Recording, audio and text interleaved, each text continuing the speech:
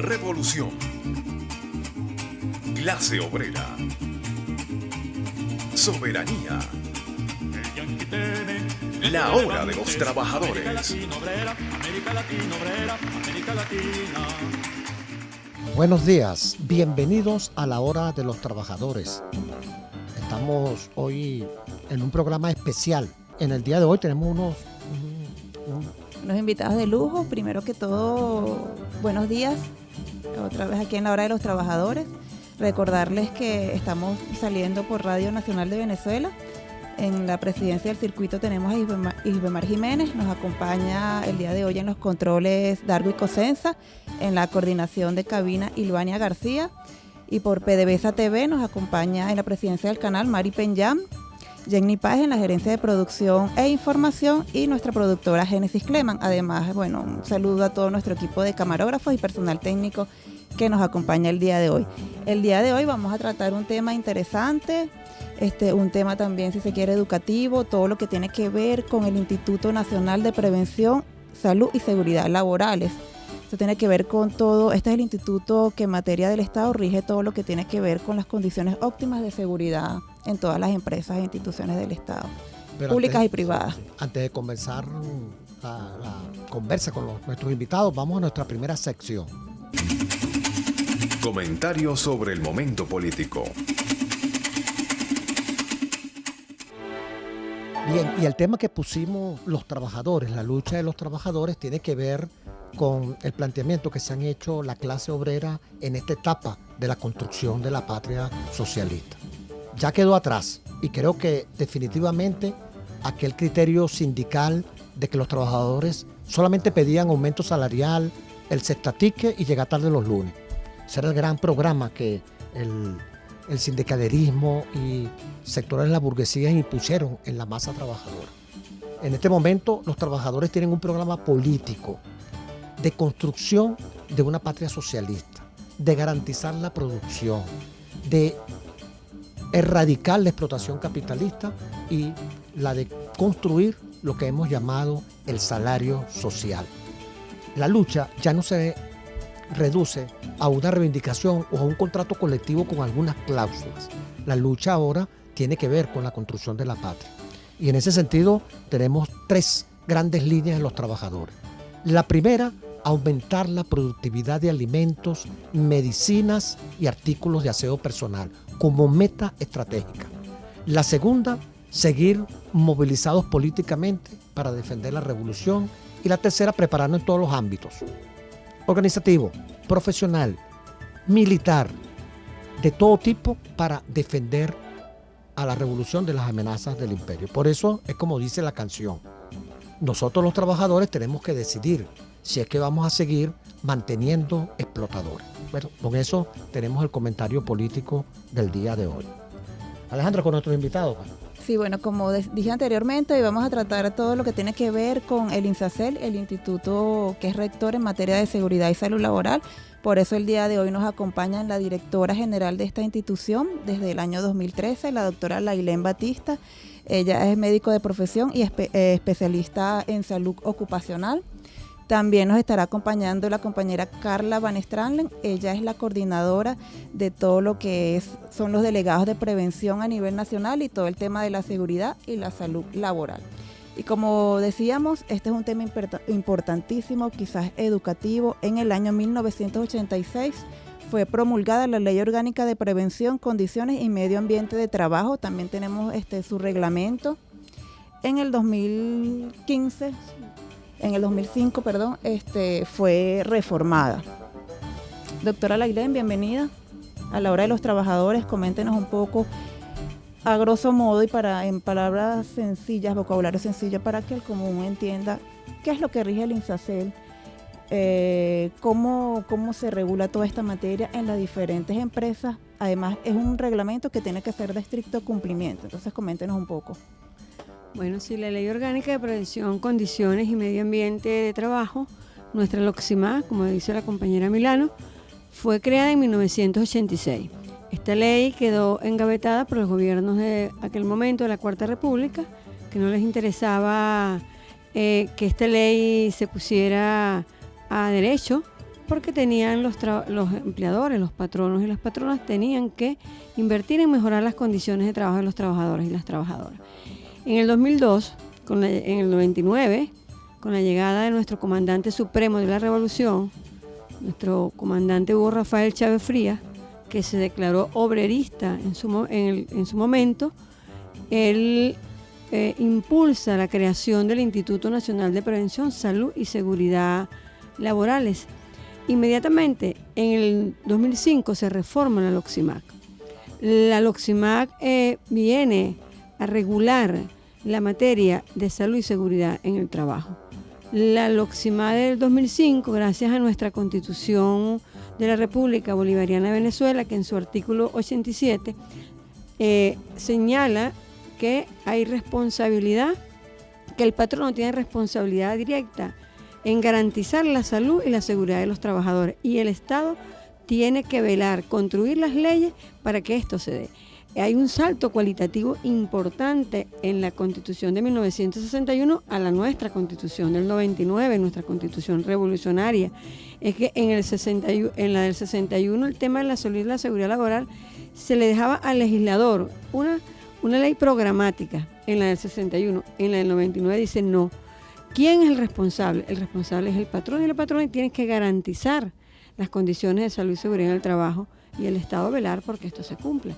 Eso es importantísimo, es fundamental señalarlo, es un logro de la revolución. La reforma de la LOCSIMAC es un logro de la revolución, que en su artículo número 1, el objetivo fundamental de la ley es velar y regular las condiciones de trabajo de las trabajadoras y las trabajadoras para que trabajen en condiciones dignas, desde el punto de vista biopsicosocial. Entonces es importante esta reivindicación que tenemos en este momento por la organización de los trabajadores y también por la voluntad política de nuestro comandante supremo de la revolución. La seguridad y la salud en el trabajo ha sido una materia que los patronos no le han puesto cuidado, pero tampoco le han puesto cuidado a los trabajadores. Muchos trabajadores, por desconocimiento, por ignorancia también, se han descuidado en la prevención, en hacer valer su ley. Por eso me gustaría saber un poco de estadísticas. Una vez que se reformó la ley, que se elevó la conciencia en los trabajadores, ¿cómo ha estado la organización? ¿Cómo ha estado la preocupación de la base laboral? La LOCSIMAC, su objetivo fundamental, como lo dice la Ley Orgánica de Prevención, Condiciones y Medio Ambiente de Trabajo. Con nuestra LOCSIMAC se impulsa una cultura preventiva en materia de salud y seguridad laboral. Y uno de los logros fundamentales en este marco es que la LOCSIMAC, la figura de los delegados y delegadas de prevención, que son los actores fundamentales de esta ley. Con la ley, en su articulado, me refiere que los empleadores, los patronos y las patronas deben de registrar, deben de notificar los accidentes y las enfermedades ocupacionales. Sucedido el accidente, deben declararlos igualmente las enfermedades ocupacionales. Anteriormente, en la ley del 86, como no estaba activada nuestra ley, los patronos hacían la vista, pasaban por debajo, invisibilizaban el tema de los accidentes y no había un registro ni de las enfermedades ni de los accidentes laborales. Ahora es obligatorio que tienen que hacerlo en las 24 horas posterior a la ocurrencia del accidente.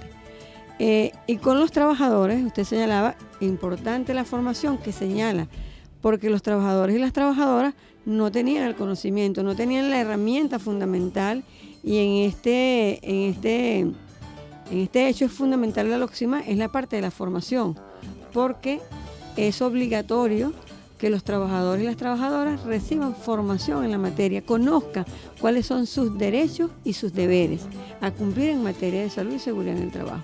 Entonces ha sido fundamental el tema porque hoy en día podemos decir que una de las primeras causas por lo que acuden los trabajadores y las trabajadoras a nuestra institución son por los problemas, por los trastornos musculoesqueléticos. Un 76.6% tiene que ver con enfermedades relacionadas a los movimientos repetitivos, del túnel carpiano, las discopatías, las cervicalgias.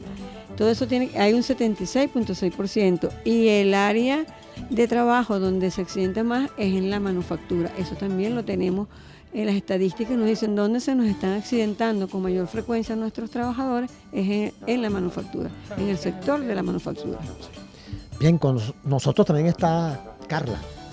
Carla es, además de la Central Socialista, de la Juventud, es delegado de prevención y también es una luchadora sindical de la empresa privada. O sea que está en un sitio duro donde los patronos le aplican. Así es. Bueno, Carla, la lucha desde el punto de vista de los trabajadores, porque desde el punto de vista del Estado, el Estado tiene el INSACEL, está la ley, está la protección. Desde el punto de vista de los trabajadores, ¿cómo está la organización? Mira, te quería destacar algo allí. Antes, cuando nace la ley en el 86, solo se contemplaba la figura del Estado y el patrón. Con la reforma del 2005 es que aparece el delegado de prevención, es que se incorpora en esta lucha al trabajador. Entonces tenemos solo del 2005 para acá ese desarrollo en materia legal al trabajador. Antes era solo, como te decía, esas dos figuras. Entonces, es un dato a destacar, sí, que es lo revolucionario de la reforma de la ley. Por supuesto, y es gracias a la participación activa y protagónica que establecía nuestra Constitución, pero bueno, fue hasta el 2005 que se incorpora en nuestra LOCSIMA. Con ello, efectivamente, se da la potestad, pero tienen que los trabajadores empoderarse de ello, porque es un proceso netamente de los trabajadores. Ellos tienen que tener la decisión de hacer o activar ese proceso de elecciones, elegir sus delegados de prevención dentro de cada centro de trabajo, y el patrón lo que tiene es que promover y apoyar a que los trabajadores lo hagan. Entonces es una cuestión de voluntad, es una cuestión de cultura preventiva, y bueno, tú sabes que generar cultura en el medio de este marco capitalista, que lo último que nos enseña es a prevenir enfermedades porque vive de eso, es muy difícil. De igual forma, como decía la doctora, se nos están enfermando en muchas de esas fábricas y nosotros les llamamos las fábricas de enfermos. ¿Por qué? ¿Y cuál es el mayor problema de esto? Que el patrón no termina haciéndose responsable en muchas oportunidades. ¿Y a dónde van esos trabajadores? ¿O dónde descansan? ¿O a dónde se arrojan esos trabajadores que resultan lesionados y enfermos en las empresas? A nuestro sistema público. Y eso también es importante destacarlo, y tiene que ser una exigencia aún mayor, no solo del Estado, sino también de nosotros mismos. En las convenciones colectivas actualmente, y tú decías algo al inicio de las convenciones, se colocan cláusulas en materia de seguridad y salud laboral, porque hemos buscado distintas instancias a través de las cuales hacer que eso se cumpla, porque nos enseñaron en el INSACEL, que es uno de los espacios más importantes que el INSACEL tiene, sus escuelas de formación, que la salud no podemos verla solamente como la ausencia de enfermedad. La salud es el completo estado de bienestar físico, psicológico y social. Por eso es que nosotros como delegados de prevención velamos porque exista o sea, te puedo decir, desde los equipos de protección personal hasta transporte público pudiésemos nosotros, porque eso es salud. Tener una vivienda es salud, tener una buena alimentación es salud, recreación es salud. Y ahí es importante también destacar el enlace que tenemos con el INCRE, que también es uno de los órganos rectores de esta materia, y que, bueno, necesitamos nosotros que esté allí activo, necesitamos nosotros que los trabajadores despierten también, porque es un derecho de los trabajadores y los derechos se exigen. Tú sabes que los derechos se hacen cumplir, eso no nos los regalan. Hay otra variable entre la ley anterior y la reforma, es la penalización a los patronos. Antes eso era muy suave, muy leve. Ahora hay todo un articulado para penalizar, hasta con cárcel, la responsabilidad en un accidente laboral. ¿Cómo está eso en la ley? Nuestra LOCSIMA lo señala, es muy claro, la sanción del patrono o la patrona que no cumpla. Hay unas sanciones que están muy específicas en la ley, y cuando ocurre un accidente mortal, la pena es cárcel. Tenemos un caso con Provegran, fueron los primeros patronos y patronas. Ese es el de Tejería. El de Tejería. Eso fue dramático. Sí, fue. Efectivamente. Sí, los accidentaron 8 trabajadores. 8 trabajadores murieron un mismo día por unas condiciones terribles. Cayeron en un pozo en una poza que tienen ahí. Entonces, bueno, esto fue el primer caso de empleadores, de patronos que han sido, bueno, se les dictó sentencia de cárcel, que hoy estén en su casa pagando, etcétera, pero se sentenció, se hizo cumplir la ley. Bien, otra cuestión, Carla, es el sistema de cuando una persona tiene un accidente, se comprueba que es un accidente laboral, entonces hay un pago. Se establece la ley, una indemnización que se establece un fondo, un pote. ¿Cómo está eso? ¿Eso se ha avanzado? Bueno, el procedimiento es que se reporta el accidente, que es una de las cosas más importantes que siempre los trabajadores sepan. Y es más, el patrón es el primer obligado de reportar el accidente al INSACEL. Cuando se reporta el accidente al INSACEL, el mismo patrón también debe investigarlo y también el INSACEL lo investiga. El INSACEL es quien lo certifica y una vez que lo certifica, en este momento que me corrija la doctora, creo que de una vez sale el cálculo indemnizatorio en caso de que efectivamente resulte como un accidente ocupacional o como una enfermedad ocupacional. Porque, y bueno, es el patrón quien lo cancela y no solo eso, sino que toca también, lo que te decía hace un rato, luchar para que ello se cumpla, porque también existe la posibilidad de que el patrón ataque las providencias que el INSACEL emana en muchas oportunidades. Por eso es que los trabajadores tenemos que empoderarnos de lo que dice la ley, apoyar la institución, exigir a la institución lo que tengamos que exigirle y bueno, avanzar, porque tenemos que ver la institución por lo menos mientras estos años de revolución avanzado, ha sido nuestro aliado y tenemos que seguirlo viendo así y tratar con ello de generar lo que tengamos que generar para poder ir en contra de esos patrones que incumplen la ley o que simplemente no le prestan atención. Sí, bueno, el equipo de la hora de producción de la hora de los trabajadores salió a la calle a sondear la opinión de los transeúntes y algunos de estos entrevistados hicieron algunas preguntas. Las vamos a ver a continuación para la especialista, la doctora Lailén Batista. La voz del pueblo. Si me ocurre un accidente, camino de regreso a mi trabajo, ¿a dónde acudo? Bueno, si el accidente ocurre, o sea, este es los accidentes en trayecto. Si el accidente ocurre en el trayecto habitual de tu trabajo a la casa, debes activar el artículo 69 de la LOCSIMAC porque es un accidente de trabajo.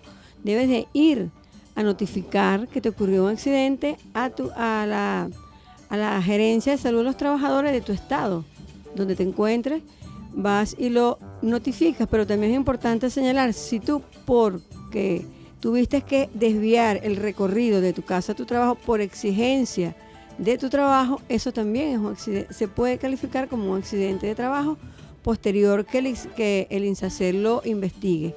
Pero lo primero que tienes que hacer es notificarlo ante la gerencia de salud de los trabajadores de tu estado, notificarlo en tu trabajo al servicio de salud y seguridad en el trabajo que debe estar activado. Esos son los dos elementos que debes activar. En este sentido, bueno, estás activando el artículo 69 de la LOCSIMAC. Bien, vamos con otra pregunta también que le hicieron llegar a la doctora Lailén Batista el día de hoy. La voz del pueblo. Doctora Batista, ¿qué papel cumple un delegado de prevención? ¿Cuál es el papel del delegado y de la delegada de prevención?